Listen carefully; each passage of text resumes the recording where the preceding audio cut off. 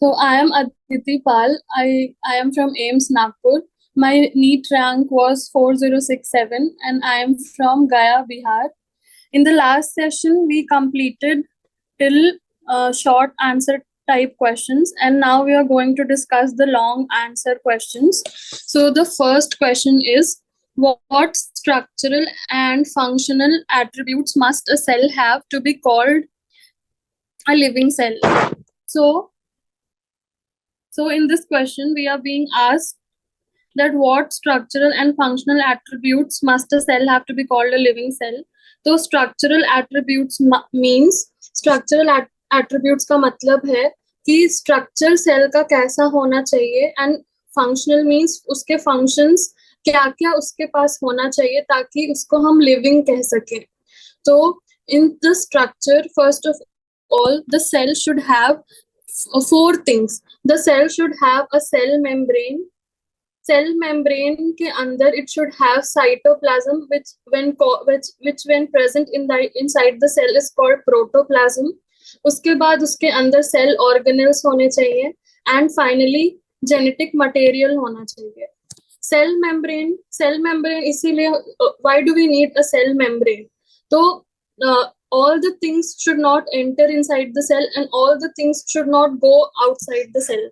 मतलब जो चीज सेल को चाहिए वही अंदर आनी चाहिए, एंड जो नहीं चाहिए वो बाहर जाना चाहिए. तो उसके लिए हमने सेल का स्ट्रक्चर भी पहले पढ़ा है कि फोस्फोलिपिड बाइलेयर होता है और उसमें बहुत सारे प्रोटीन्स एम्बेडेड होते हैं, कैरियर प्रोटीन्स. तो ये प्रोटीन्स का क्या काम होता है, that they selectively allow the passage of only certain substances. सब कुछ सेल के अंदर नहीं आना चाहिए, कोई हार्मफुल सब्सटेंसेस नहीं आने चाहिए. तो जिन चीजों की जरूरत है वही कैरियर प्रोटीन्स के हेल्प से सेल के अंदर आते हैं. और फोस्फोलिपिड बाइलेयर होता है जिसमें कैरियर प्रोटीन्स एम्बेडेड होते हैं. हमने स्ट्रक्चर भी पढ़ा था कि lipids, proteins and carbohydrates and water are the contents of cell membrane. So random unnecessary और टॉक्सिक सब्सटेंसेस सेल के अंदर नहीं आने चाहिए, और जो टॉक्सिक सब्सटेंसेस सेल के बाहर जाने हैं वो भी जाने चाहिए. तो इसीलिए cell membrane is the first structural attribute that the cell should have. उसके बाद हम आते हैं प्रोटोप्लाज्म में. तो सेल मेम्ब्रेन के अंदर साइटोप्लाज्म, सेल के अंदर साइटोप्लाज्म या प्रोटोप्लाज्म होना चाहिए. तो जब जो साइटोप्लाज्म सेल के अंदर होता है उसे हम प्रोटोप्लाज्म कहते हैं. तो ये प्रोटोप्लाज्म क्या करेगा कि ये living mass of the cell है. जैसे हमारी बॉडी है, इसकी मेम्ब्रेन एपिथेलियम मान लीजिए, और इसके अंदर ब्लड होता है, प्लाज्मा होता है, वैसे ही सेल के अंदर प्रोटोप्लाज्म या साइटोप्लाज्म होता है. अब उसके बाद सेल ऑर्गेनेल्स, जैसे हमारे बॉडी में ऑर्गन्स होते हैं वैसे ही सेल के पास ऑर्गेनेल्स होते हैं, क्योंकि सेल के हर काम के लिए डिफरेंट ऑर्गेनेल चाहिए. तो जैसे हार्ट, स्टमक, किडनी हमारे बॉडी में होते हैं वैसे ही सेल में होते हैं. सेल में होता है endoplasmic reticulum, Golgi body, lysosomes, अलग अलग काम करने के लिए. तो ये तो सेल को चाहिए ही ताकि वो अपना सारा काम डिस्ट्रीब्यूट कर सके. उसके बाद the genetic material is located in the nucleus. Genetic material क्यों चाहिए? जैसे ह्यूमंस में रिप्रोडक्शन होता है वैसे ही सेल्स में भी रिप्रोडक्शन होगा, और रिप्रोडक्शन होके ही जेनेटिक मटेरियल का डिवीजन होगा, एंड डिवीजन के बाद न्यू सेल्स बनेंगे. तो ऐसे ही for continuing the passage of genes we need the genetic material, जो कि न्यूक्लियस के अंदर होता है यूकैरियोट्स में, एंड प्रोकैरियोट्स में ये न्यूक्लियोइड में प्रेजेंट होता है. and it is responsible for the reproduction of cells so that cells can multiply. So structural attributes में हमने क्या क्या देखा कि the cell should have cell membrane, it should have protoplasm और cytoplasm में होगा organelles, and finally एक organelle होगा nucleus जिसमें genetic material होगा जिससे cells का reproduction होगा और new cells produce होंगे. Now we come to the functional attributes. Functional attributes की सेल के पास ये सब तो है, पर क्या वो फंक्शंस कर रहा है जो नेसेसरी फॉर सर्वाइवल है या necessary to call it living है? तो सबसे पहले ग्रोथ. तो क्या सेल का ग्रोथ हो रहा है? तो the cell must be able to allow food substances to enter it, जो कि cell membrane help कर रहा था, and keep out the toxic substances. So cell membrane cell के पास तो है, पर वो functioning होनी चाहिए. And cell membrane, we know that it is selectively permeable, means it does not allow everything to enter inside it. And cell की growth होगी तो cell का size obviously increase होगा. तो सेल के पास ये सब होने के बाद it should be finally able to show growth. उसके बाद हम आते हैं मेटाबॉलिक एक्टिविटीज पे. तो हमने देखा कि सेल के पास डिफरेंट ऑर्गेनेल्स हैं. तो ये ऑर्गेनेल्स अच्छे से फंक्शनिंग होने चाहिए, जो कि सेल को हेल्प करेंगे in producing, storing and releasing energy as per requirement. Whenever the cell needs energy, तो ये ऑर्गेनेल्स इन हार्मनी फंक्शन करने चाहिए to produce, store and release energy. पहले तो एनर्जी प्रोड्यूस होनी चाहिए, उसके बाद वो स्टोर होनी चाहिए एंड रिलीज होनी चाहिए जब भी सेल को नीडेड हो. तो ये जो metabolic various chemical activities take place due to cell organelles in the cytoplasm. Chemical activities जैसे mitochondria is the power house of the cell, ये हमारा एनर्जी रिलीज करता है. उसके बाद एंडोप्लाज्मिक रेटिकुलम, ये प्रोटीन्स सिंथेसाइज करता है, रफ एंडोप्लाज्मिक रेटिकुलम. तो ऐसे ही हर ऑर्गेनेल में डिफरेंट केमिकल एक्टिविटीज होती हैं, जिसके वजह से सेल की मेटाबॉलिक एक्टिविटीज इन फंक्शन रहती हैं. उसके बाद हमने देखा था कि न्यूक्लियस के अंदर जेनेटिक मटेरियल होता है. तो ये जेनेटिक मटेरियल रिप्रोडक्शन में हेल्प करेगा. So the cells must be able to pass on its gene to its progeny, and the cell can do it through the process of meiosis. Mitosis हमें पता है, mitosis and meiosis are the processes of reproduction in the cells. तो cell with the help of meiosis अपना genetic material अपने progenies को pass कर सकता है. तो हमने देखा कि structural and functional attributes में सबसे पहले सेल को इमेजिन करें हम, तो ह्यूमन बॉडी को इमेजिन कर सकते हैं. सेल मेम्ब्रेन होना चाहिए, उसके अंदर साइटोप्लाज्म होना चाहिए, उसके अंदर सेल ऑर्गेनेल्स होने चाहिए, देन उसके अंदर जेनेटिक मटेरियल होना चाहिए फॉर द प्रोसेस. और ये क्या हेल्प करेंगे? तो cell membrane and protoplasm and cell organelles will help in the growth of the cell. Cell organelles will also help in the metabolic activities of the cell, and finally the genetic material which is present in the nucleus will help in the reproduction of the cell. तो structural and functional attributes ये हमारे हो गए. Now we come to the second question, that is briefly give the contributions of the following scientists in formulating the cell theory. तो है first Robert Virgo and the next is Schleiden and श्वान. तो सबसे पहले हम Rudolf Virgo का contribution देखेंगे. तो हमें पता है कि पहले श्लीडन एंड श्वान ने पहले ओल्ड सेल थ्योरी दिया था, जिसको रुडोल्फ वर्को ने मॉडिफाई किया था. तो हम पहले श्लीडन एंड श्वान का कंट्रीब्यूशन देख लेते हैं ताकि हम सीक्वेंस में देख पाए. तो सबसे पहले जो मैथियास श्लीडन है, आपको ये भी पूछा जाता है कि जर्मन बॉटनिस्ट कौन थे और जूलॉजिस्ट कौन थे. तो आप एक को याद रखिए कि Matthias Schleiden was a German botanist, तो दूसरा ऑटोमेटिकली जूलॉजिस्ट हो जाता है. तो थियोडोर श्वान वाज अ ब्रिटिश जूलॉजिस्ट. ये तो फर्स्ट चीज हो गई. तो सबसे पहले मैथियास श्लीडन बॉटनिस्ट थे. तो सबसे पहले उन्होंने प्लांट्स के बारे में बताया था कि after examination of a variety of plants stated that all plants are composed of different types of cells and these cells then form the tissues of the plant.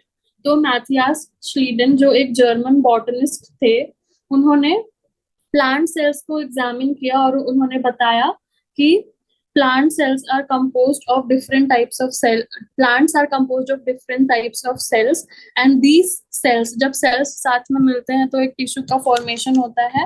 तो and these cells form the tissues of the plant. उसके बाद 1838 के बाद 1839 में Theodore श्वान, जो कि एक ब्रिटिश जूलॉजिस्ट थे, उन्होंने अब ये जूलॉजिस्ट हैं तो ऑब्वियसली ये पहले एनिमल सेल्स के बारे में बताएंगे. After studying a variety of animal cells reported that the presence of a thin outer layer around the cells which is now termed as the plasma membrane. तो इन्होंने एनिमल सेल्स को study किया और इन्होंने ये डिस्कवरी दी कि there is a presence of thin layer around the cells which is known as the plasma membrane. और उन्होंने कुछ प्लांट सेल्स के बारे में भी बताया कि cell wall is a unique feature of the plant cells. तो सेल वॉल एनिमल्स में नहीं होती, ये सिर्फ प्लांट्स में होती है. तो हम कैसे याद रखेंगे? सबसे पहले मैथियास श्लीडन जो कि एक जर्मन बॉटनिस्ट थे, उन्होंने प्लांट सेल्स को स्टडी किया और बताया कि plants are composed of different types of cells and ये cells ही मिलके tissues of the plant बनाते हैं. Then the next comes Theodore श्वान जो कि एक ब्रिटिश जूलॉजिस्ट थे. उन्होंने पहले एनिमल सेल्स के बारे में बताया कि एनिमल सेल्स के चारों तरफ एक मेम्ब्रेन होती है जिसे हम प्लाज्मा मेम्ब्रेन बोलते हैं. And he also told that plant cells के अराउंड भी सेल वॉल होती है which is a unique character of plant cells. उसके बाद हम आते हैं क्रोनोलॉजी में रुडोल्फ वर्को के पास. तो रुडोल्फ वर्को ने क्या बताया कि he was the first to explain that cells divide and new cells are formed from the pre-existing cells. तो जो श्लीडन एंड शॉन है उन्होंने ये तो बता दिया था कि cells are that all the human beings are composed of cells and products of cells, पर उन्होंने ये नहीं बताया था कि how new cells arise from pre-existing cells. तो रुडोल्फ वर्को ने यही बताया कि the cells divide and the new cells are formed from pre-existing cells, जिसे हम याद रखते हैं omnis cellula e cellula. And he was also the first to demonstrate that the cell theory applies to diseased as well as to healthy tissue. मतलब कि जो cell theory है वो डिजीज्ड टिश्यू में भी अप्लाई होती है as well as healthy tissue में भी अप्लाई होती है. उसके बाद उन्होंने बहुत सारा रिसर्च किया in fields of archaeology and anthropology में भी. तो रुडोल्फ वर्को का क्या क्या कॉन्ट्रीब्यूशंस थे? तो उन्होंने सबसे पहले सेल थ्योरी को मॉडिफाई किया और उन्होंने बताया कि न्यू सेल्स अराइज कहाँ से होते हैं. उसके बाद उन्होंने ये बताया कि cell theory tissue diseased tissue as well as healthy tissue को भी अप्लाई होती है. And he also researched in the fields of archaeology and anthropology. Okay, so ये हो गया हमारा second question. Briefly give the contributions of the following scientists. तो आपको ये याद रखना है जब भी कि इन क्वेश्चंस, ये लॉन्ग क्वेश्चंस में से ही आपको MCQs आते हैं. तो सबसे पहला MCQ बन सकता है कि मैथियास श्लीडन और थियोडोर श्वान में से बॉटनिस्ट कौन था, जूलॉजिस्ट कौन था. फिर ओल्ड सेल थ्योरी किसने दी, श्लीडन एंड श्वान ने दी या रुडोल्फ वर्को ने दी. फिर रुडोल्फ वर्को का क्या कंट्रीब्यूशन था, ओमनिस सेलुला ई सेलुला किसका कंट्रीब्यूशन था. ऐसे ही आपके एमसीक्यूज आते हैं. तो लॉन्ग आंसर टाइप में से भी बहुत सारे एमसीक्यूज आपके बनते हैं. तो आपको सारे क्वेश्चंस को अच्छे से करना है और सब कुछ ऐसे याद रखना है कि आपको आज भी याद रहे और एग्जाम के दिन भी याद रहे. उसके बाद क्वेश्चन नंबर 3 है, is extra genomic DNA present in prokaryotes and eukaryotes? If yes, indicate their location in both types of organelles. अभी एक्स्ट्रा जीनोमिक डीएनए का सबसे पहले क्या मतलब है कि हमारे बॉडी में होता है जीनोम यानी कि जो डीएनए न्यूक्लियस के अंदर प्रेजेंट है और ये डीएनए हमारे सेल्स के रिप्रोडक्शन में हेल्प कर रहा है. तो इसे हम बोलते हैं genomic DNA. Extra genomic DNA extra है मतलब कि ये न्यूक्लियस के अंदर प्रेजेंट नहीं है, ये कहीं भी बाहर प्रेजेंट है, न्यूक्लियस के बाहर. तो ये बोथ प्रोकैरियोट्स एंड यूकैरियोट्स में एक्स्ट्रा जीनोमिक डीएनए होता है. अब पहला क्वेश्चन था, is extra genomic DNA present in prokaryotes and eukaryotes? तो हम लिखेंगे हाँ, it is present in both prokaryotes and eukaryotes. अभी नेक्स्ट क्वेश्चन है कि where is it present? We have to indicate the location in both type of organisms. तो सबसे पहले extra genomic DNA in prokaryotes हमें देखना है। तो प्रोकैरियोट्स में एक्स्ट्रा जीनोमिक डीएनए कहाँ प्रेजेंट होता है? तो हमने पहले पिछले क्लास में भी देखा था कि extra genomic DNA is present in the form of plasmid, and the plasmid is circular DNA. They impart certain unique characters to bacteria such as resistance to antibiotics. तो मैं आपको प्लाज्मिड का स्ट्रक्चर एक बार फिर से दिखा देती हूँ। तो ये हमने पिछले क्लास में देखा था कि ये प्लाज्मिड है। ये आपको दिख रहा है कि एक सर्कुलर फॉर्म में है। उसके बाद इसमें डिफरेंट टाइप्स ऑफ जीन्स होते हैं, जैसे ampicillin resistant gene, tetracycline resistant gene. उसके बाद इसमें एक ओरिजिन ऑफ रेप्लिकेशन होता है। तो और इसमें डिफरेंट इकोआर्गन मतलब इकोलाई के रेप्लिकेशन के लिए जीन। तो ये डिफरेंट टाइप्स ऑफ जीन्स होते हैं।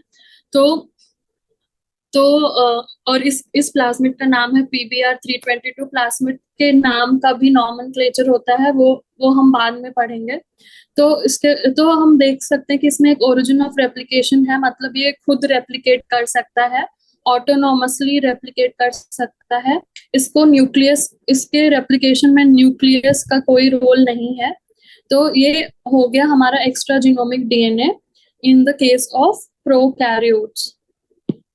तो हम कहाँ थे? तो एक्स्ट्रा जीनोमिक डीएनए अभी मैंने आपको समझाया कि प्लाज्मिड का स्ट्रक्चर आपने देखा कि वो सर्कुलर होता है।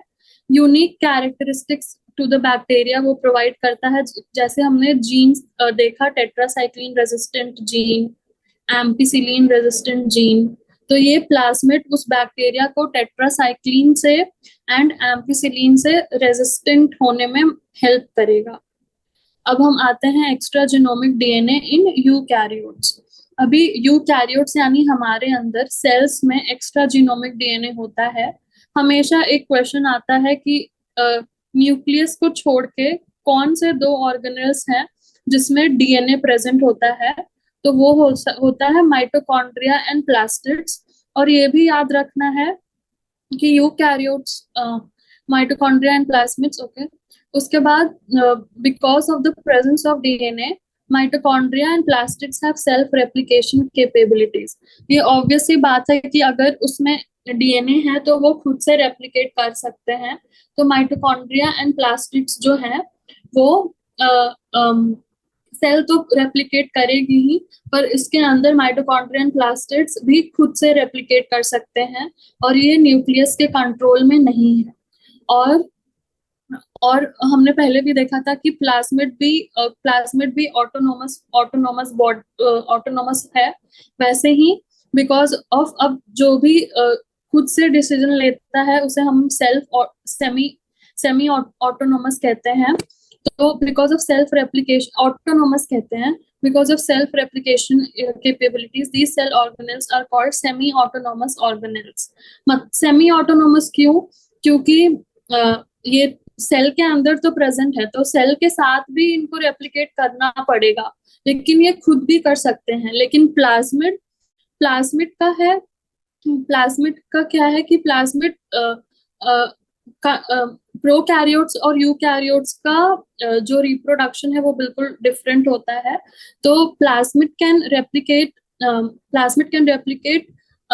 Without the control of nucleus, पर जो माइटोकॉन्ड्रिया एंड प्लास्टिड्स हैं वो सेल के साथ भी रेप्लिकेट करेंगे, और अगर ये खुद भी रेप्लिकेट करना चाहते हैं तो वो भी करेंगे। इसलिए इनको सेमी ऑटोनोमस ऑर्गेनेल्स बोलते हैं। Okay, so we move on to the next question. तो द नेक्स्ट क्वेश्चन है, structure and function are correlatable in living organism. Can you justify this by taking plasma membrane as an example? तो ये कुछ first question जैसा है कि what structural and functional attributes must a cell have to be called a living cell? अभी हमें देखना है कि स्ट्रक्चर एंड फंक्शन कैसे कोरिलेटेबल है by और प्लाज्मा मेम्ब्रेन को एग्जाम्पल के तौर पे हमें लेना है. So both animals and plants में प्लाज्मा मेम्ब्रेन होती है. एंड प्लाज्मा मेम्ब्रेन का जो स्ट्रक्चर एंड फंक्शन है वो कोरिलेटेड होता है. तो ये कैसे होता है तो हमें देखना है. तो पहले तो देखना है कि सेल मेम्ब्रेन में क्या क्या होता है. तो मैंने आपको पिछले क्लास में भी बताया था कि सेल मेम्ब्रेन का कंटेंट्स में there is lipids, proteins, carbohydrates and water. तो सबसे ज्यादा अमाउंट में होता है लिपिड्स, फिर होता है प्रोटीन्स, फिर होता है वाटर एंड लास्ट में आता है अपना कार्बोहाइड्रेट्स. तो हमें अब यही बताना है कि स्ट्रक्चर में तो ये चार चीजें प्रेजेंट है, अभी इसका फंक्शन से कैसे कोरिलेशन हो रहा है. तो सबसे पहले इस क्वेश्चन में आप लिखेंगे कि प्लाज्मा मेम्ब्रेन का जो स्ट्रक्चर है वो कैसा है, और आप ये डायग्राम बनाएंगे. ये तो पहली दो चीजें आपको इसमें करनी है इस क्वेश्चन में. उसके बाद हमें जस्टिफाई करना है. जब आपने इतना बना लिया तो आप थोड़ा सा स्ट्रक्चर के बारे में भी लिख सकते हैं, जो हमने पिछले क्लास में देखा था कि लिपिड मॉलिक्यूल्स कैसे अरेंज होते हैं.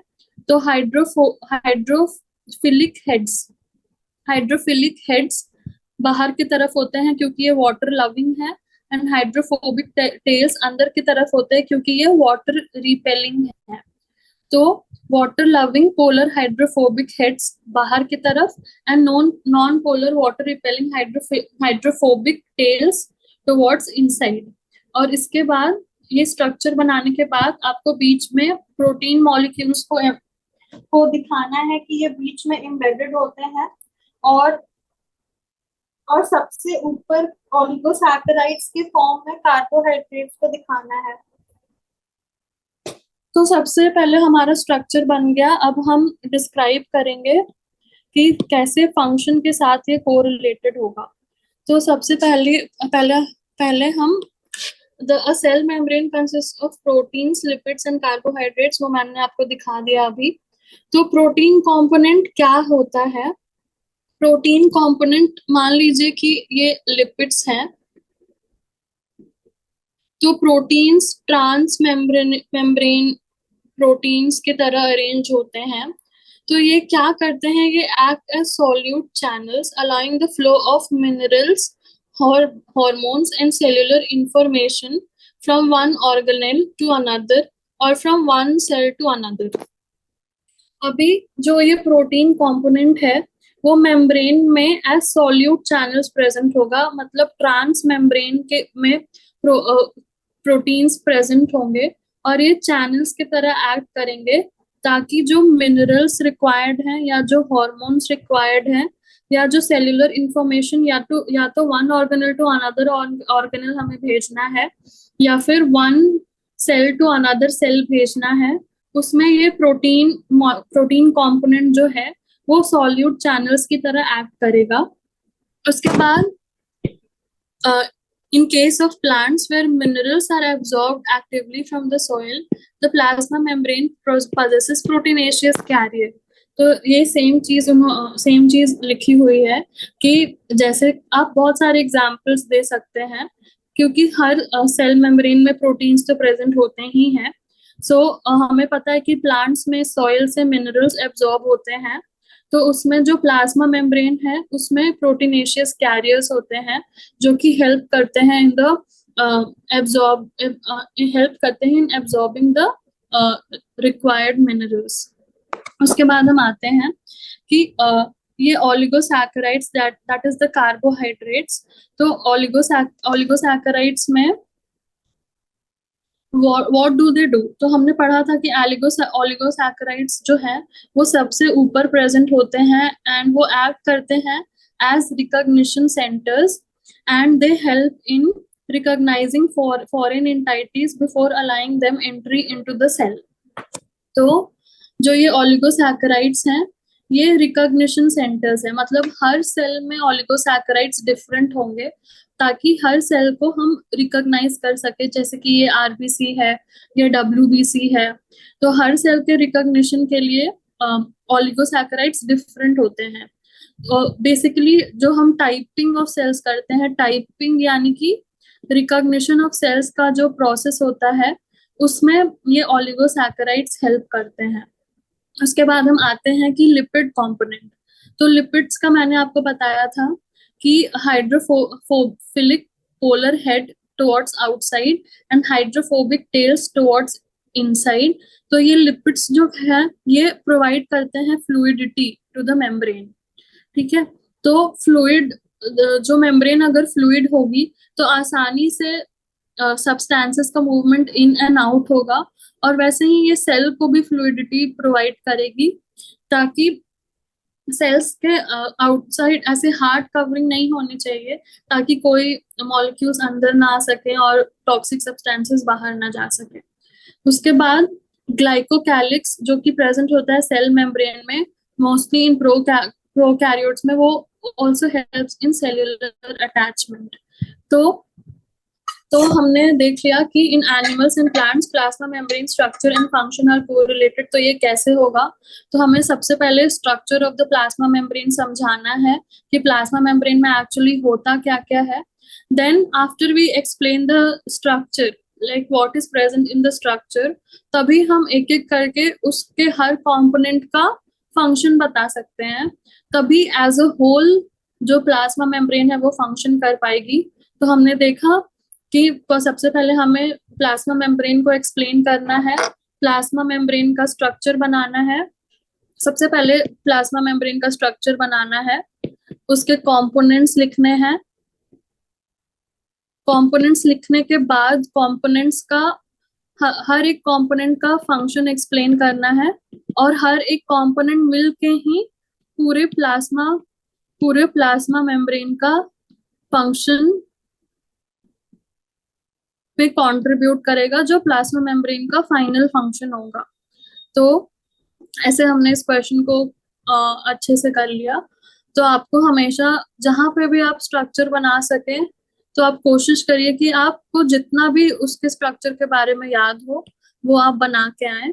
उसके बाद हम आते हैं क्वेश्चन नंबर 5 पे, जो कि है eukaryotic cells have organelles which may not be bound by a membrane, bound by a single membrane and bound by a double membrane। तो ये क्वेश्चन हमें पूछ रहा है कि यूकैरियोटिक सेल्स में कौन से ऑर्गेनेल्स है जिसमें कोई भी मेम्ब्रेन नहीं है, नो मेम्ब्रेन, जिसमें एक सिंगल मेम्ब्रेन है और जिसमें एक डबल मेम्ब्रेन है। सबसे पहले हमें जो सबसे इजीली याद रहती है हमें वो पहले करना चाहिए। तो हमें पता है कि 3 स्ट्रक्चर्स हैं जिसमें डबल मेम्ब्रेन है और ये सबको याद रहते हैं। तो और हम ऐसे याद रख सकते हैं जिन स्ट्रक्चर्स में भी डीएनए है वो डबल मेम्ब्रेन है। तो कौन कौन से स्ट्रक्चर्स में डीएनए होता है, हमें पता है कि न्यूक्लियस में तो जीनोमिक डीएनए होता है, और हमने अभी ही पढ़ा कि प्लास्टिड्स और माइटोकॉन्ड्रिया में एक्स्ट्रा जीनोमिक डीएनए होता है। तो organelles bound by a double membrane तो हमें इजीली याद हो गए, न्यूक्लियस, माइटोकॉन्ड्रिया एंड प्लास्टिड्स। अब हम और फिर हमें दूसरी चीज याद रखनी है, organelles not bound by a membrane. तो ये दो अगर हम याद रखते हैं तो हम सिंगल मेम्ब्रेन वाले जो भी बचे हमारे ऑर्गेनेल्स हैं वो हम उसमें लिख सकते हैं। तो not bound by a membrane में क्या क्या होता है, राइबोसोम्स एंड सेंट्रोसोम्स, जो कि हमारा सेंट्रियोल है, ये इसमें कोई मेम्ब्रेन नहीं होती। राइबोसोम्स एंड सेंट्रियोल में कोई मेम्ब्रेन नहीं होती। तो हमारा आखिरी बचता है organelles bound by one membrane. तो हमने क्या क्या देख लिया कि राइबोसोम्स और सेंट्रियोल या फिर सेंट्रियोल, ये दोनों में कोई मेम्ब्रेन नहीं होती। उसके बाद जो भी डीएनए कंटेनिंग स्ट्रक्चर्स हैं, न्यूक्लियस, माइटोकॉन्ड्रिया एंड प्लास्टिड्स, इसमें डबल मेम्ब्रेन होती है। No membrane, double membrane. तो हमारे कौन कौन से ऑर्गेनल्स बच गए? एंडोप्लाज्मिक रेटिकुलम बच गया, गोल्गी एपरेटस बच गया, वैक्यूल्स बच गए, लाइसोसोम्स बच गया। ये चार तो बच गए, उसके साथ peroxisomes, glyoxysomes ये भी बच गए। Golgi bodies, lysosome, vacuoles and micro bodies जिसमें आता है ग्लायोक्सिसोम्स, पेरोक्सिसोम्स एक्सेट्रा। तो ये बच गए। तो अभी हम अभी हमने देखा कि हम क्या क्या याद रखेंगे। तो सबसे पहले हम डबल मेम्ब्रेन बाउंड ऑर्गेनेल्स को याद रखेंगे, एंड देन हम नो मेम्ब्रेन बाउंड ऑर्गेनेल्स को याद रखेंगे। तो फाइनली हमें सिंगल मेम्ब्रेन बाउंड वाले अपने आप याद हो जाएंगे। तो नो मेम्ब्रेन बाउंड में आते हैं ribosomes and centrosome, double membrane bound में डीएनए वाले आते हैं nucleus, mitochondria and plastids, and single membrane वाले में बचे हुए क्या क्या बच गए? Endoplasmic reticulum, vacuoles, lysosome and microbodies जिसमें ग्लाइऑक्सिसोम्स, पेरोक्सिसोम्स एंड स्फीरोसोम्स आते हैं। ग्लाइऑक्सिसोम्स, पेरोक्सिसोम्स एंड स्फीरोसोम। ये हो गया हमारा question number 5। Now we move to the next question. Next question पूछ रहा है the genomic content of the nucleus is constant for a given species, whereas the extra chromosomal DNA is found to be variable among members of population. तो ये कैसे होता है? तो अभी हम ये देखेंगे, ठीक है। तो the genomic content of nucleus is constant for a given species. Okay, तो इसका मतलब क्या है कि जो न्यूक्लियस में जीनोमिक कंटेंट होता है ये एक गिवन स्पीसीज में कांस्टेंट होगा। गिवन स्पीसीज जैसे होमोसेपियंस, ह्यूमन बींग्स की एक स्पीसीज है। तो सारे ह्यूमन बींग्स में जो जीनोमिक डीएनए है, जीनोमिक डीएनए या फिर जीनोमिक कंटेंट यानी कि जो न्यूक्लियस के अंदर जो डीएनए है वो कांस्टेंट रहेगा, एंड और जो extra genomic DNA, extra chromosomal DNA है वो मेंबर्स ऑफ पॉपुलेशन में डिफरेंट रहेगा। यानी कि ह्यूमन बींग्स में हर ह्यूमन बींग में जो न्यूक्लियस के अंदर डीएनए है वो सेम रहेगा। और और उसके बाद ये क्या, इससे क्या होता है कि जो कैरेक्टर्स ऑफ स्पीसीज हैं वो सारे ह्यूमन बींग्स में सिमिलर होंगे। हम देखते हैं कि ये कैसे होगा। तो each species has its own unique set of characters which is entirely different from any other species. अब the characters of a human being and let's say for a dog are not similar, क्योंकि पर other human beings के characters similar होते हैं, like our body shape, our symmetry, ये सारे human beings में similar होते हैं। Although we have different characters because of the extra genomic DNA, पर जो जीनोमिक डीएनए है वो तो सारे members of a given species में कांस्टेंट होता है। So we know that DNA is the carrier of inheritable traits from one generation to another. तो हमें पता है कि DNA is the carrier of inheritable traits, मतलब कि जो हमारे एंसेस्टर्स से हमें डीएनए मिला है वो इनहेरिटेड है, मतलब हमें एंसेस्टर्स से वो पास ऑन होते हुए हम तक आया है। उसके बाद they also transmit character from mother cell to daughter cells during cell division. अभी जब भी एक सेल डिवाइड करती है तो मदर सेल से डॉटर सेल्स में जो जीनोमिक डीएनए है वो रेप्लिकेट करके जाता है। और हमें ये भी पता है कि the number of chromosomes in a particular cell of an organism is fixed. जैसे हम ह्यूमन बींग्स का एग्जांपल ले लें तो हमें पता है कि we have 23 pairs of chromosomes, मतलब कि वी हैव टोटल 46 क्रोमोसोम्स, और ये 46 क्रोमोसोम्स हर ह्यूमन बीइंग में होंगे, and this unique number of chromosomes is what gives a unique set of characters to human beings. तो हमें एक यहाँ पे एग्जाम्पल दिया हुआ है कि ऐसा नहीं होता कि जब एक बिल्ली या फिर एक kitten when she gives birth she'll give birth to similar looking children. वो कैट मतलब वो उसके स्पीसीज के ही अकॉर्डिंग दिखेंगे. ऐसा कभी नहीं होता कि a kitten will give birth to a puppy, because ये कंप्लीटली डिफरेंट स्पीसीज हैं. इसलिए they have given an example कि a puppy would have given birth to a kitten. In the case of extra genomic DNA, the number can be variable because the extra genomic DNA is not responsible for transferring traits from one generation to another. So ये जो extra genomic DNA है वो सिर्फ cell organelle के replication में help करते हैं. ये कभी भी इनहेरिटेबल ट्रेट्स को ट्रांसफर करने में हेल्प नहीं करते.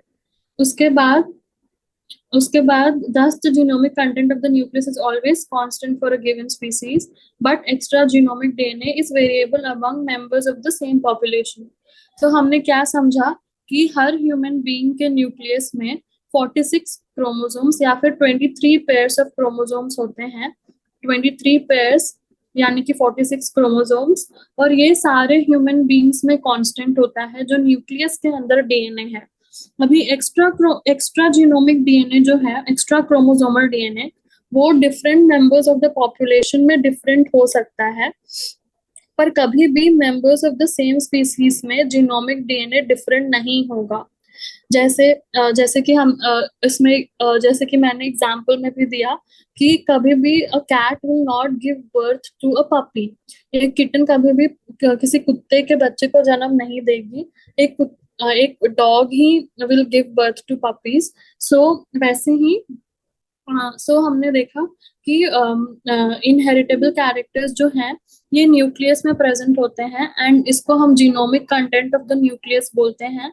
और genomic content of nucleus her species के हर गिवन स्पीसीज में सब में सेम होगा, and different members of the population, मतलब जैसे ह्यूमन बीइंग्स में हर ह्यूमन बीइंग के न्यूक्लियस में 46 क्रोमोसोम्स होंगे, पर जो एक्स्ट्रा जीनोमिक डीएनए है वो 2 डिफरेंट ह्यूमन बीइंग्स में डिफरेंट हो सकता है, क्योंकि ये वैसे भी इनहेरिटेबल कैरेक्टरिस्टिक्स को ट्रांसमिट करने में हेल्प नहीं कर रहा. तो इस क्वेश्चन का हम आंसर ऐसे पॉइंट्स में लिखेंगे ताकि हम स्टेप बाय स्टेप जा सकें. तो सबसे पहले हम बताएंगे कि genomic content of the nucleus is inheritable, मतलब ये इनहेरिट होता है, तो इसे कांस्टेंट रहना ही पड़ेगा for the unique set of characteristics to be similar in the members of the same species. पर जो एक्स्ट्रा क्रोमोसोमिक या एक्स्ट्रा जीनोमिक डीएनए है, ये कभी भी ट्रेट्स को ट्रांसफर करने में हेल्प नहीं करेगा. तो ऑब्वियसली इसका नंबर डिफरेंट हो सकता है in different members of the same population और स्पीसीज. इसलिए हम extra genomic content of the nucleus is always constant. Now we come to the next question. Question number 7, that is justify the statement mitochondria are powerhouses of the cell. तो सबसे पहले mitochondria का structure हमें describe करना है.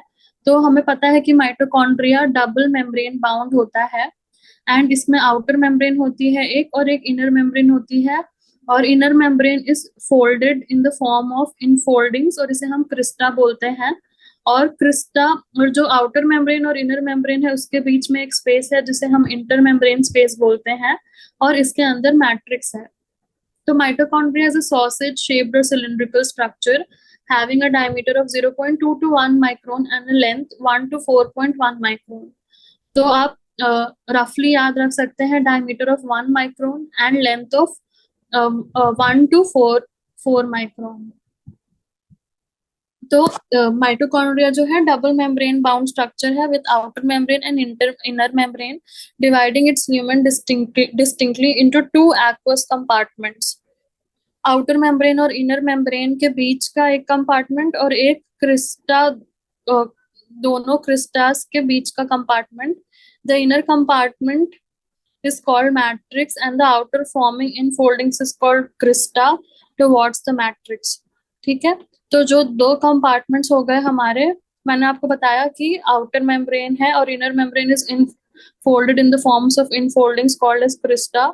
तो दो compartment हो गए, एक तो ये इनफोल्डिंग्स वाला कंपार्टमेंट हो गया कॉल्ड क्रिस्टा, और ये हो जाएगी आउटर मेम्ब्रेन, ये हो जाएगा इनर मेम्ब्रेन, ये ऐसे जॉइंट होगा, और अंदर में होगा हमारा मैट्रिक्स। तो टू कंपार्टमेंट्स में ये डिवाइड हो गया, मैट्रिक्स एज वेल मैट्रिक्स, और पहला हो गया हमारा क्रिस्टा। तो जो ये क्रिस्टा है वो क्या करते हैं, they help in increasing the surface area. कोई भी चीज अगर ऐसे इनफोल्डिंग्स होगी तो ऑब्वियसली पहले अगर एरिया इतना था तो अभी इस पूरे सरफेस का एरिया आ जाएगा, तो बहुत ज्यादा एरिया इंक्रीज हो जाएगा। तो ये माइटोकॉन्ड्रिया में क्या होता है, हमें पता है कि एरोबिक रेस्पिरेशन, जो एरोबिक रेस्पिरेशन है, मतलब कि जिस रेस्पिरेशन में O2 का रिक्वायरमेंट होता है उसे हम एरोबिक बोलते हैं, और जिसमें O2 का रिक्वायरमेंट नहीं होता है उसे हम एनारोबिक बोलते हैं। तो हमें पता है कि जो माइटोकॉन्ड्रिया है वो are the actual sites of aerobic respiration, यानी कि एरोबिक रेस्पिरेशन में माइटोकॉन्ड्रिया के अंदर होता है एरोबिक रेस्पिरेशन, जिसे हम क्रेब्स साइकिल भी बोलते हैं, ये हम बाद में पढ़ेंगे। क्रेब्स साइकिल या TCA cycle, try carboxylic acid cycle, ये हमारा माइटोकॉन्ड्रिया के अंदर होता है। इसलिए जो एनर्जी है, energy in the form of ATP, ये माइटोकॉन्ड्रिया के अंदर बनती है, इसीलिए हम माइटोकॉन्ड्रिया को power house of the cell बोलते हैं। सबसे पहले इस क्वेश्चन में हम माइटोकॉन्ड्रिया का स्ट्रक्चर एक्सप्लेन करेंगे कि इसके लेंथ कितना है, डायमीटर कितना है, उसके बाद इसमें टू मेम्ब्रेन्स है, आउटर मेम्ब्रेन है, इनर मेम्ब्रेन है, इनर मेम्ब्रेन में इनफोल्डिंग्स है जिसे हम क्रिस्टा बोलते हैं। क्रिस्टा के वजह से इसका सरफेस एरिया बहुत ज्यादा इंक्रीज हो जाता है। उसके बाद हम बताएंगे कि माइटोकॉन्ड्रिया के अंदर एरोबिक रेस्पिरेशन, यानी जो O2 के हेल्प से होता है, वो माइटोकॉन्ड्रिया के अंदर होता है। क्रेब्स साइकिल माइटोकॉन्ड्रिया के अंदर होती है, जिसके वजह से ATP का प्रोडक्शन होता है, और इसी ATP का यूज होता है for performing vital functions by the organism. And जो मैट्रिक्स ऑफ माइटोकॉन्ड्रिया है उसमें DNA भी होता है, हमने इतने बार पढ़ लिया कि DNA है, डबल मेम्ब्रेन बाउंड है, एंड RNA भी होता है, राइबोसोम्स भी होते हैं, and the compartments required for protein synthesis. तो हमें एक चीज याद रखनी है कि जो माइटोकॉन्ड्रिया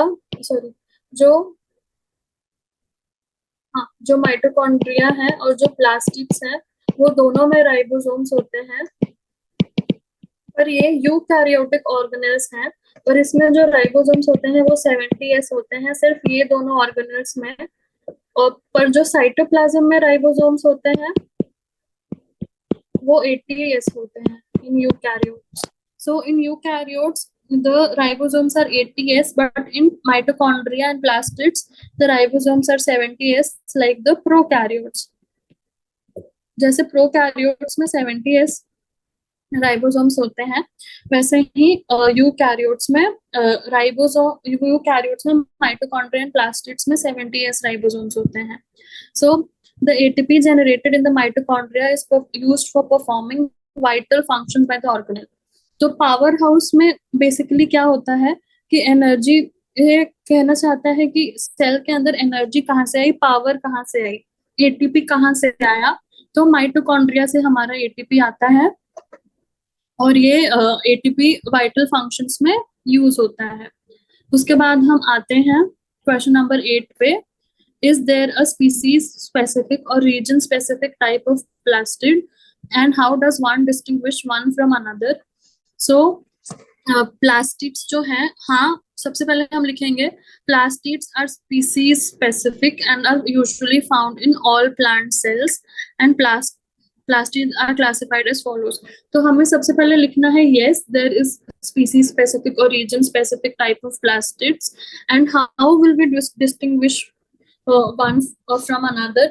तो हमें पता है कि 3 टाइप ऑफ प्लास्टिड्स होते हैं, क्लोरोप्लास्ट, क्रोमोप्लास्ट एंड ल्यूकोप्लास्ट। अभी हम इसमें डिफरेंशिएट कैसे करेंगे, तो they can be distinguished based on the pigments that they contain. तो पिगमेंट्स में आता है, पिगमेंट्स के वजह से हम इसमें डिफरेंशिएट कर सकते हैं। तो सबसे पहले आता है क्लोरोप्लास्ट। तो क्लोरोप्लास्ट में क्या होता है, क्लोरोप्लास्ट में हमें नाम से ही सब में पता चलेगा। क्लोरोप्लास्ट में होता है क्लोरोफिल। क्रोमोप्लास्ट में होता है fat soluble pigments like xanthophylls and carotenoids. And leucoplast में कोई भी पिगमेंट नहीं होता। क्लोरोप्लास्ट में होगा क्लोरोफिल, क्रोमोप्लास्ट में होगा xanthophylls and carotenoids, and leucoplast में कोई भी पिगमेंट नहीं होगा। हमें पता है कि chlorophyll is green coloured, so इसके वजह से chloro they are usually found in the cytoplasm of cells of leaves and stems. हमें पता है कि लीव्स ग्रीन होती हैं, स्टेम्स ग्रीन होती हैं, तो इसमें हो जाएगा क्लोरोफिल यानी कि chloroplast. They are usually found in the cytoplasm of the cells of leaves and stems. जबकि क्रोमोप्लास्ट में होता है xanthophylls and carotenoids, and they are present in हमें जो भी कलर्ड चीजें दिख रही हैं, fruits and petals, where they impart yellow, orange और रेड कलर्स। जैसे कैरेट हो गया, कैरेट में हो जाएगा क्रोमोप्लास्ट। फ्रूट्स में अदर फ्रूट्स में हो जाएगा। फिर पेटल्स में कलर्स होते हैं, तो उसमें हो जाएगा क्रोमोप्लास्ट। उसके बाद हम आते हैं ल्यूकोप्लास्ट में। ल्यूकोप्लास्ट में कोई भी कलर्स नहीं होते, एंड सो अगर कलर नहीं है तो their main function is the storage of food. तो ये भी 3 टाइप के होते हैं, अमाइलोप्लास्ट, इलायोप्लास्ट एंड एल्यूरोप्लास्ट। तो हमें पता है कि इलायो से हमारे दिमाग में आता है ऑयल। तो ये इलायो जो है store fats as in embryonic leaves of oil seeds. तो ऑयल सीड्स में फैट ये स्टोर करते हैं। उसके बाद अमाइलोप्लास्ट, तो हमें अमाइलेज से हम याद रख सकते हैं amyloplast. Amylase is a type of carbohydrate. तो amyloplast store starch as in potato. उसके बाद एल्यूरोप्लास्ट, हमें पता है एल्यूरोन लेयर होता है जिसमें प्रोटीन होता है। तो एल्यूरोप्लास्ट में store proteins as in pulses. तो amyloplast store starch, elaioplast store fats in oil seeds, and aleuroplast store proteins as in pulses. तो हमारे species specific and region specific types of plastids हो गए, chloroplast, chromoplast and leucoplast. तो chloroplast is present in chloroplast is green colored, so it will be present in leaves and stems. Chromoplast is colorful because of xanthophylls and carotenoids, so it is present in fruits and petals. And leucoplasts, which do not contain any pigments, and they store food. So उसमें 3 हो गए हमारे, amyloplast, elioplast and alluroplast. Amyloplast store starch, elioplast store fats in the form of oils, and alluroplast will store proteins as in the case of pulses. तो हम इसी question के continuation में question number 10 भी कर लेते हैं, क्योंकि हमने अभी प्लास्टिड्स पढ़ा। तो अभी हमें देखना है इस क्वेश्चन में कि are the different types of plastids interchangeable, if yes give examples. तो अभी हमें देखना है कि हमने डिफरेंट टाइप्स ऑफ प्लास्टिड्स तो पढ़ ही लिया, क्लोरोप्लास्ट, क्रोमोप्लास्ट एंड ल्यूकोप्लास्ट। अभी ये क्वेश्चन हमसे पूछ रहा है क्या ये डिफरेंट टाइप्स ऑफ प्लास्टिड्स एक दूसरे में कन्वर्ट हो सकते हैं। तो हाँ, ये हो सकते हैं depending upon the circumstances. One type of plastid is can be changed into another type of plastids. तो ये कैसे होगा, तो सबसे पहले chloroplast changing to chromoplast, 2 examples हमें देखना है, and leucoplast changing to chloroplast. तो ये हम रियल लाइफ एग्जांपल्स में से देखेंगे। तो अभी हमने देखा है कि टोमेटोज या चिलीज पहले ग्रीन कलर के होते हैं, and then they turn into red colour. ठीक है, तो जब ये अनराइप होते हैं तो ये ग्रीन कलर के होते हैं, और जब ये राइप हो जाते हैं तो ये रेड कलर में चेंज हो जाते हैं। तो हमें देखना है कि इसमें क्या हो रहा है। तो green colour is obviously of the chloroplast, which is changing into red, which is the chromoplast. ठीक है, तो ये क्यों हो रहा है कि when the proportion of carotenoid pigment increases, हमने देखा था कि क्रोमोप्लास्ट में xanthophylls एंड कैरोटेनॉइड्स होते हैं। ठीक है, तो जब कैरोटेनॉइड्स का प्रोपोर्शन इंक्रीज होता है एंड क्लोरोफिल का लॉस होता है, मतलब क्लोरोफिल कम हो रहा है एंड कैरोटेनॉइड इंक्रीज हो रहा है, तो जो क्लोरोप्लास्ट है they will be converted to chromoplast. तो ये कब होता है? Ripening of fruits like tomatoes and chillies when they turn red from their unripe green colour. तो अनराइप ग्रीन कलर से ये रेड कलर में चेंज हो जाते हैं, which is the example of chloroplast changing to chromoplast. Then leucoplast changing to chloroplast. अब ये कैसे होता है? तो हमने देखा है पोटैटोज। पोटैटोज में क्या होता है कि in potatoes leucoplasts are responsible for storage of starch. हमने देखा leucoplast in the form of amyloplast for the storage of starch. Now अगर ये जो पोटैटो है जिसे हम सनलाइट का एक्सपोजर देंगे तो ये ग्रीन कलर में चेंज हो जाएगा। पोटैटो ट्यूबर को जब भी सनलाइट का एक्सपोजर होगा तो ये क्यों हो रहा है? क्योंकि जो ल्यूकोप्लास्ट हैं, जो ल्यूकोप्लास्ट्स हैं, they are getting converted into chloroplasts. ठीक है, तो प्लास्टिड्स 3 टाइप्स के होते हैं, ल्यूकोप्लास्ट, क्रोमोप्लास्ट एंड क्लोरोप्लास्ट।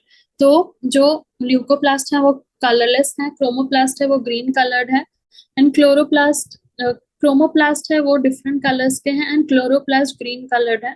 तो मैंने आपको एग्जांपल बताया कि tomatoes and chillies green colour से रेड कलर में चेंज हो जाती हैं, तो it is due to the conversion of chloro to chromoplast. And leucoplast में जो पोटैटो ट्यूबर है वो कलरलेस से ग्रीन में चेंज हो जाता है, तो it is the conversion of leucoplasts into chloroplasts. Now we come to question number 9। Question number 9 में हमें इन सेल ऑर्गेनल्स के फंक्शंस लिखने हैं। तो 5 सेल ऑर्गेनल्स हैं। सबसे पहले सेंट्रोमियर। तो सबसे पहले हमें देखना है कि सेंट्रोमियर होता क्या है। तो आप बहुत बार हम सेंट्रोमियर और सेंट्रोसोम में कंफ्यूज हो जाते हैं, तो उसमें कंफ्यूजन नहीं करना। Centromere is present in chromosome. तो सेंट्रोमियर के वजह से ही क्रोमोसोम्स या तो मेटासेंट्रिक, एक्रोसेंट्रिक या टीलोसेंट्रिक हम बोलते हैं। तो ये सेंट्रोमियर जो है इसकी पोजीशन के हेल्प से क्रोमोसोम सेग्रीगेशन होता है। ठीक है, और इसके बाद the centromere consists of 2 sister chromatids. The ये सेंट्रोमियर नहीं होगा, chromosome consists of 2 sister chromatids and यहाँ पे बीच में सेंट्रोमियर होता है। तो ये जो सेंट्रोमियर है ये is the point at which chromosome attaches to the spindle apparatus during mitosis and meiosis. तो chromosome consists of 2 sister chromatids। ये रहा एक सिस्टर क्रोमैटिड और ये रहा दूसरा सिस्टर क्रोमैटिड। तो ये सिस्टर क्रोमैटिड्स हैं क्रोमोसोम में और सेंट्रोमियर इसको डिवाइड करता है। और on the basis of position of centromere ये डिफरेंट टाइप्स ऑफ क्रोमोसोम्स में डिवाइड होते हैं। Like and then what happens कि जो हम आगे सेल साइकिल के फेजेस पढ़ेंगे तो उसमें हमें पता चलेगा कि मेटाफेज में जब क्रोमोसोम्स एक लाइन में अटैच होते हैं तो उसमें जो वो अटैच होते हैं with the help of centromere. तो ये centromere is the point of attachment at which chromosome attaches to the spindle apparatus during meiosis and mitosis। अगर आपको अभी ये समझ नहीं आ रहा तो आगे जाके बिल्कुल समझ आ जाएगा, तो आप इसके बारे में ज्यादा स्ट्रेस ना लें। ये नेक्स्ट चैप्टर में है हमारे। तो ये सेंट्रोमियर के हेल्प से जो क्रोमोसोम्स है वो अटैच होते हैं to the spindle and it helps in cell division. Now the next question is next comes cell wall. तो जो सेल वॉल है ये डेफिनेट शेप देता है to the cell and protects the cell from mechanical injury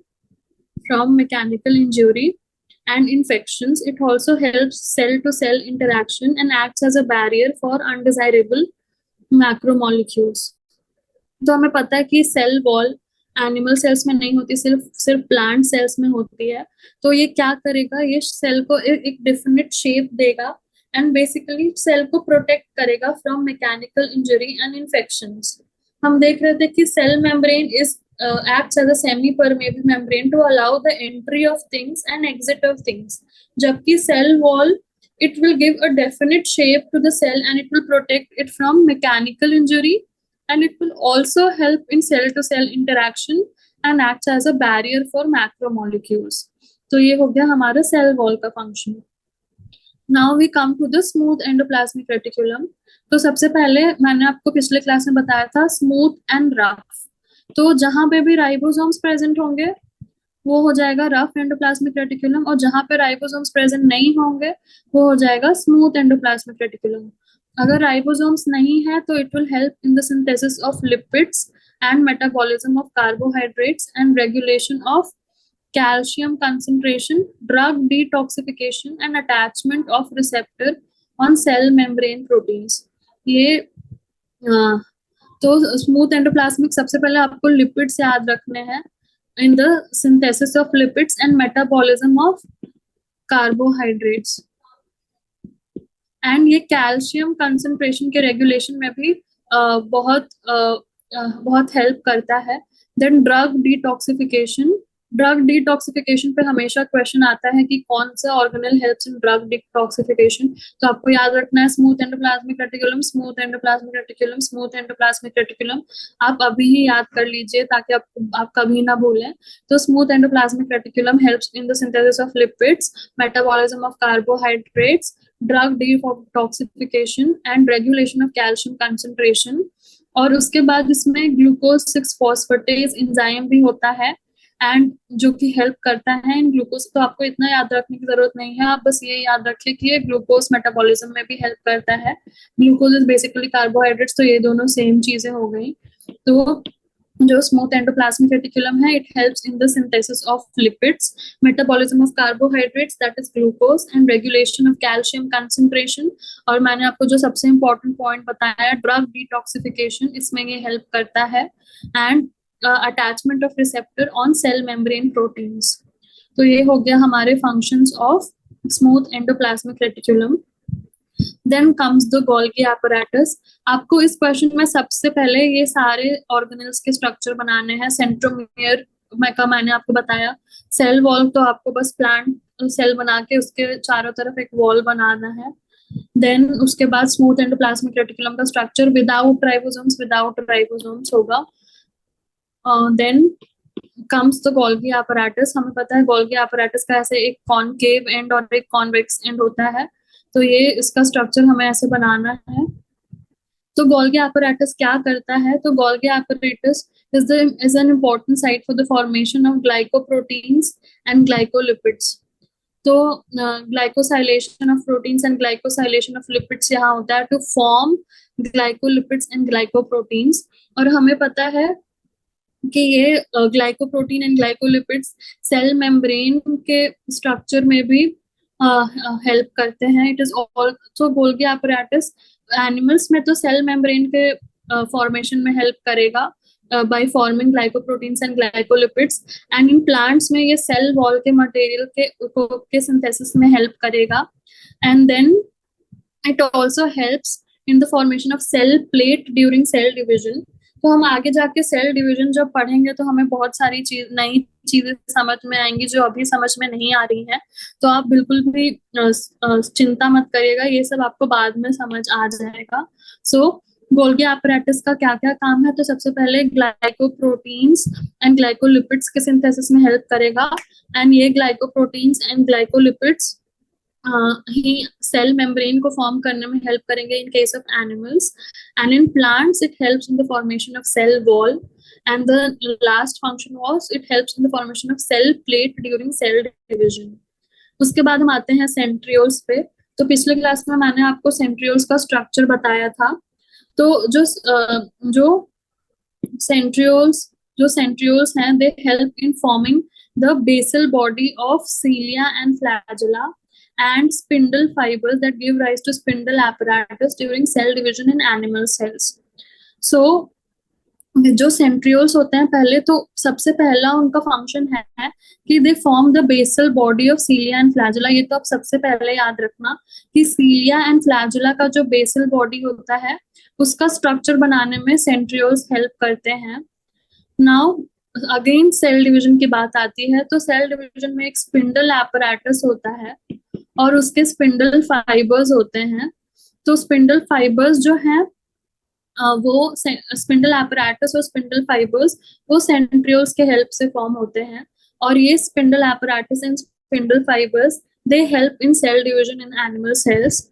And then the next function is they help in the formation of microtubules and sperm tail. जो sperm होता है उसकी जो tail होती है as well as जो microtubules होते हैं उसके formation में भी centrioles help करते हैं। Then मैंने बताया था कि स्पिंडल एपरेटस में इनका इन्वॉल्वमेंट होता है। तो हम पढ़ेंगे कि ये एस्टर्स और स्पिंडल पोल और स्पिंडल एपरेटस और सेल डिवीजन में ये सब चीजों का क्या रोल है।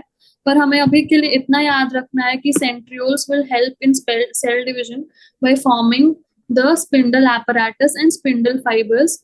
तो हमने कितने फंक्शन देख लिए कि centrioles will form the basal body of cilia and flagella. They will also form the spindle apparatus and spindle fibers which are required during cell division. And then they will also help in the formation of finally जो cell division होगा. And then third जो था they help in the formation of microtubules and sperm tail. तो 3 function तो हमें याद होगा। और स्पिंडल एपरेटस से हमें ये याद रखना है कि जो सेंट्रियोल्स है they help in cell division. तो ये हमारे 5 ऑर्गेनेल्स के फंक्शन हो गए। तो हमने सारे क्वेश्चंस अभी देख लिए हैं। लॉन्ग आंसर टाइप के। तो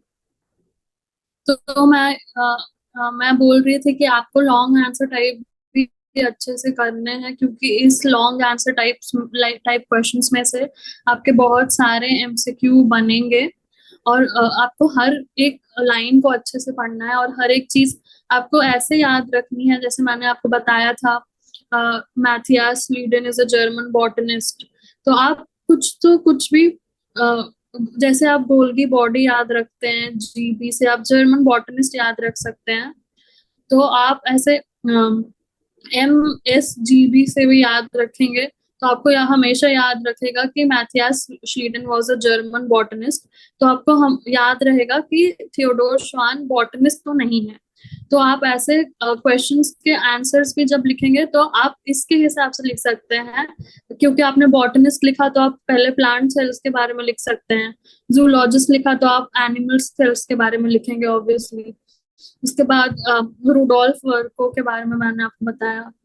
उसके बाद थर्ड क्वेश्चन में मैंने एक्स्ट्रा जीनोमिक डीएनए प्रोकैरियोट्स और यूकैरियोट्स दोनों में प्रेजेंट होता है।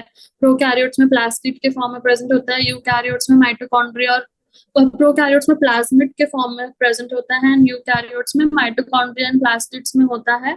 and it helps in because of that they have self replication abilities. Then first question and fourth question almost similar थे जिसमें हमने structural and functional attributes of the cell देखा। Cell membrane, protoplasm, cell organelles, genetic material, और ये help करते हैं in growth, metabolic activities and reproduction of the cell में।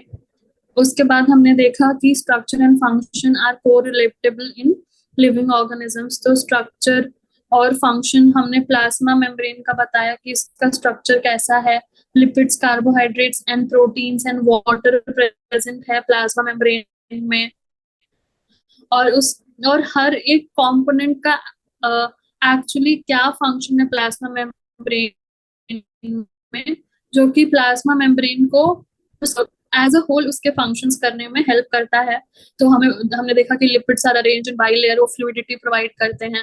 Proteins act as solute channels जो कि रिक्वायर्ड मटेरियल्स को अंदर आने देते हैं। देन कार्बोहाइड्रेट्स ओलिगोसैकेराइड्स के फॉर्म में प्रेजेंट होते हैं जो रिकॉग्निशन में हेल्प करते हैं। देन ग्लाइकोकैलिक्स भी होता है जो सेल्यूलर अटैचमेंट में हेल्प करता है। तो हमने ये सब देख लिया। उसके बाद मैंने आपको यूकैरियोटिक सेल्स के ऑर्गेनेल्स के बारे में याद कराया कि डबल मेम्ब्रेन में सब में डीएनए होगा। तो ये हो जाएगा DNA, nucleus, mitochondria and plastids. फिर विदाउट मेम्ब्रेन राइबोसोम्स और सेंट्रियोल या सेंट्रोसोम हो जाएगा। तो सिंगल ऑर्गेनेल्स के क्या बचे? Endoplasmic reticulum, Golgi body, vacuoles, lysosomes and microbodies. तो ये हमने अच्छे से याद कर लिया।